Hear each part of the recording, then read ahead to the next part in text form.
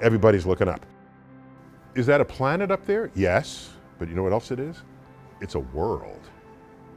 When you call it a world, that changes it in you. It's like, I want to know what that's like. I want to imagine myself there. Hi, I'm Neil deGrasse Tyson. I'm an astrophysicist.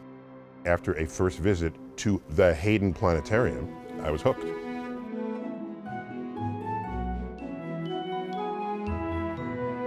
People are complicated, weird individuals. But if they have a specific talent that I value and that I respect, then I said to myself, I want to be that. And so I assembled my, if I call it a role model, I assembled my role model a la carte, stapling together bits and pieces of people who have talents and abilities and interests that I wanted to emulate. And so it's a Frankenstein role model, and no single person is overrepresented in it. I think there are a lot of people in my life who I'm lucky to know. Perhaps the most known among those in this list would, of course, be Carl Sagan. Carl Sagan's influence on me had nothing to do with my passion for the universe. That was well established long before I knew he even existed. The primary impact he had on me was recognizing that someone of his stature, someone of his fame, would spend any time at all with me, a 17-year-old kid from the Bronx who he didn't know at all. The only thing that mattered to him was that I had ambitions that overlapped with his profession. My first encounter with him was in high school when he invited me to visit him at Cornell in his office after I had applied to Cornell and had not yet decided whether I wanted to attend. Someone must have tipped him off that there was this kid from the Bronx, because he's also from the city, I think he was from Brooklyn. Someone must have tipped him off that there was a kid applying whose application to college was just dripping with the universe. Went up to Cornell, he met me in front of the offices, he gave me a tour, did a no-look reach, I'd never forget this, behind his desk, and pulled out a book that he wrote. I thought that's pretty cool. I said to myself that day, on my way back to New York from Ithaca, like 5.5-hour bus ride, I thought to myself, if I'm ever as remotely famous as Carl Sagan, I will treat the next generation of students the way he treated me. I hold students with ambition under very high regard because of that first encounter with Carl Sagan. Many people misinterpret that story as Carl Sagan having been a lifelong mentor of mine. That was not the case. We were probably in each other's company no more than 4 times. Never socialized with him, never went out to dinner, never had drinks. But that doesn't matter. Duration of human contact is not as important as the impact of any one occasion that you might have. If I'm lucky in this world, here's why. Because you don't get to choose your parents. Both my parents cared about education. My brother, my sister, and I were dragged around by my parents to the cultural institutions of New York City. There are art museums and science museums and natural history museums and a planetarium and baseball games, the opera, plays, without realizing at the time that they were purposefully exposing the 3 of us to interesting things talented adults do to help us discover our North Star. After a first visit to the Hayden Planetarium, I was hooked from day one. I was 9 years old. I go in, the lights dim, the stars come out. And of course, I thought it was a hoax. There aren't that many stars in the night sky. What are you doing? I've seen the night sky from the Bronx. There's like 5 stars. That's it. It was quite the force operating on my emotions. Here's another thing. My parents had dinner parties all the time. So I was socialized from very early. I didn't realize the value of being socialized until much later in life. Because throughout school, I have my report cards, and one day I'm going to publish them that said, less social involvement and more academic diligence is in order. All of my social energies were considered bad in the classroom and in school, all of them. One teacher complained that I laughed too loudly. My parents did not come back and say, Neil, you need to change so that they will write nice things about you on your report card. That's not how that unfolded. Point is, as an adult, building this place here, fundraising, speaking to donors, speaking to politicians, speaking to administrators, that takes social skills. And I had well-developed social skills going into adulthood that I credit my parents.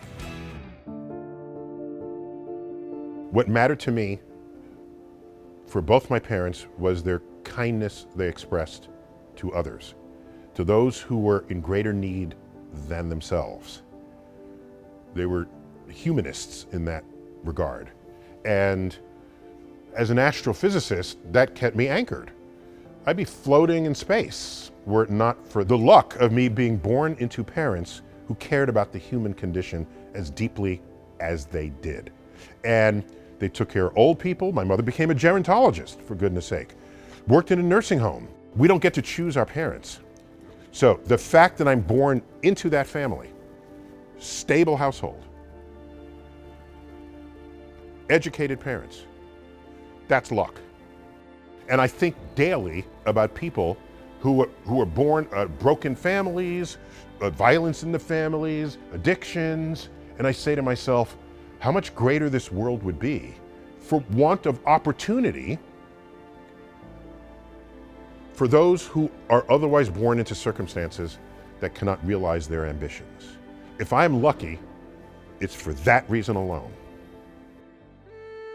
As a kid, once you go to the space show here, is there more, or do I have to wait for another space show? The institution also offered classes and lectures. I took advantage of all of it. And while there was an educator. His name is Fred Hess. You don't know him because he didn't have a hit TV show or best-selling books, but he could tell a story like, oh my gosh. He told stories about the night sky, the constellations, the mythologies of all of what's up there in the night sky and the astronomy that's behind it. And he'd sit there in the dome as he's illustrating this.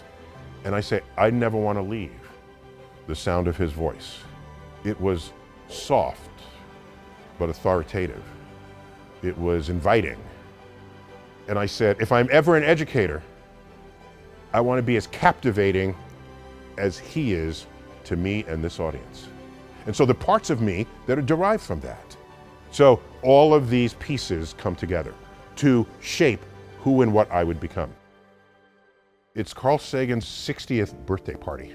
I was invited with all his friends and everybody. That evening, he gives a public talk that to this day, for me, is the greatest public talk I've ever seen on any subject given by anyone ever. And I said to myself, if I can give a public talk 1/10 this good, I will be proud of my capacity to communicate with the public.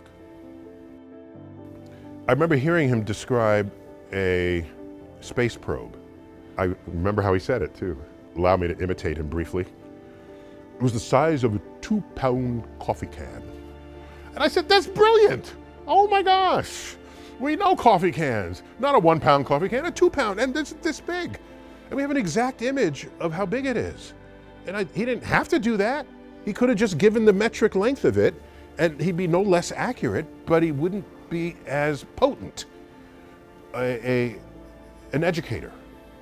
So, to this day, I will find ways of describing things, ideas, phenomena in the universe that makes heavy use of household objects and things in our pop culture with which we are familiar.